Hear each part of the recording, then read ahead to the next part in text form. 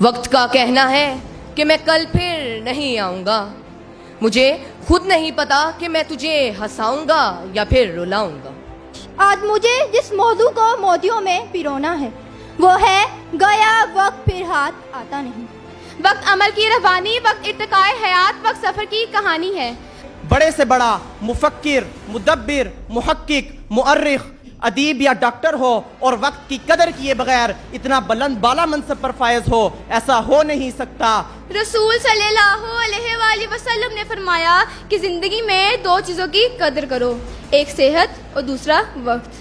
وقت کہتا ہے میں روئی کے گالوں کی طرح ہوں، میں پانی کے بلبلوں کی طرح ہوں. وقت ایک ایسی نعمت ہے جو اللہ تعالیٰ نے سب کو یکساں عطا کیا ہے. وقت ایک بہتا ہوا دریا ہے. لمحوں نے کی تھی خطا، صدیوں نے سزا پائی، کچھ کر گزرنے کا وقت ہے ورنہ صرف افسوس ہی باقی رہ جائے گا. لیکن یہاں ایک سوال پیدا ہوتا ہے کہ کیا گزرا وقت کبھی ہاتھ آتا ہے؟ وقت سب کو ملتا ہے زندگی بدلنے کے لیے. کہاں گیا وہ زمانہ یار جی جسے یاد سہ سکے ہم.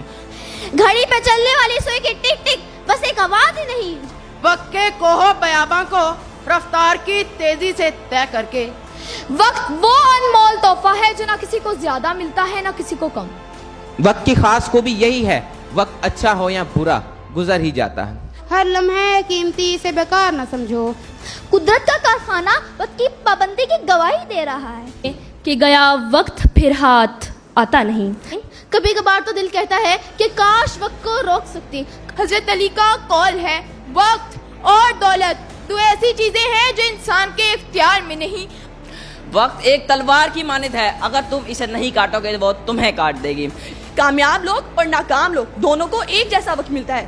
اب یہ ہر کسی کا اختیاری معاملہ ہے کہ وہ تعمیری پہلو اختیار کر کے اپنے لیے فلاح و کامیابی کا سامان کرتا ہے یا پھر اس خود اپنی تباہی و بربادی کا راستہ ہموار کرتا ہے. جو وقت کو بھول جاتے ہیں وقت انہیں بھول جاتا ہے. صبح مغرور کو وہ شام بھی کر دیتا ہے، شہرتیں چھین کر وہ گمنام بھی کر دیتا ہے.